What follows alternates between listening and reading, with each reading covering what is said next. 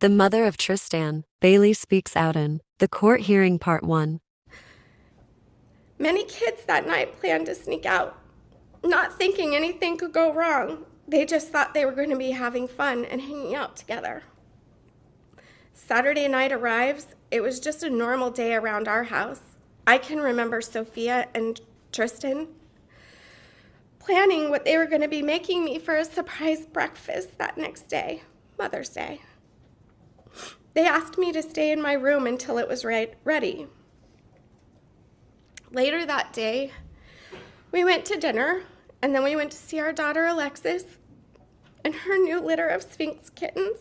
We didn't stay long because we were all tired. How I wish I had never gone to bed and stayed up longer. The next morning, Sophia prepared breakfast by herself, as Tristyn never came down to help.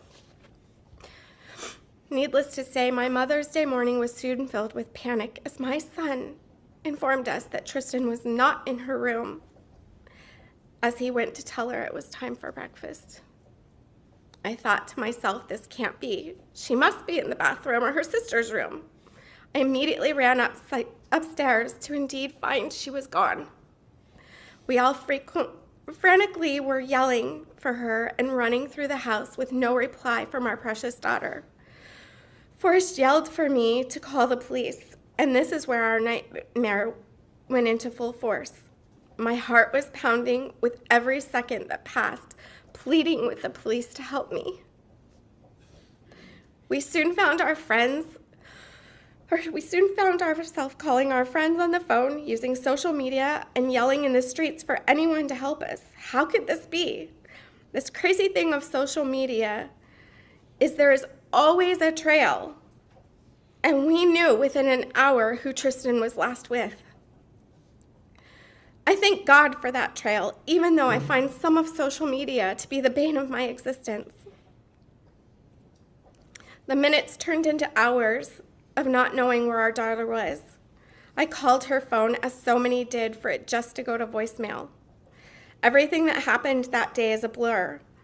I do know that there were so many people trying to help find our daughter. Our community was there for us and completely put their Mother's Day plans aside.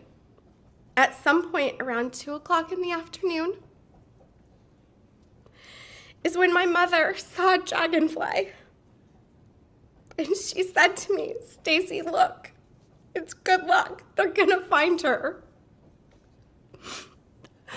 Unfortunately, I shoved my mother as hard as I could and started yelling at her.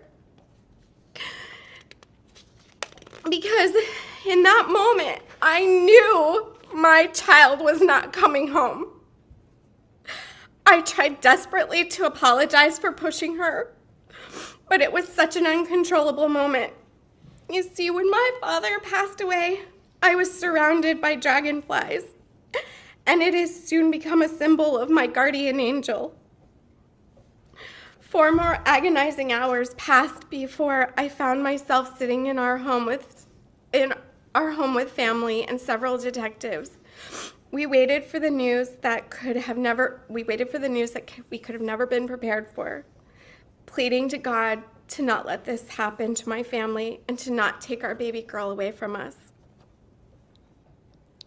I cannot tell you all the details of what happened when we went inside, as my brain has hidden them in my memory somewhere deep inside.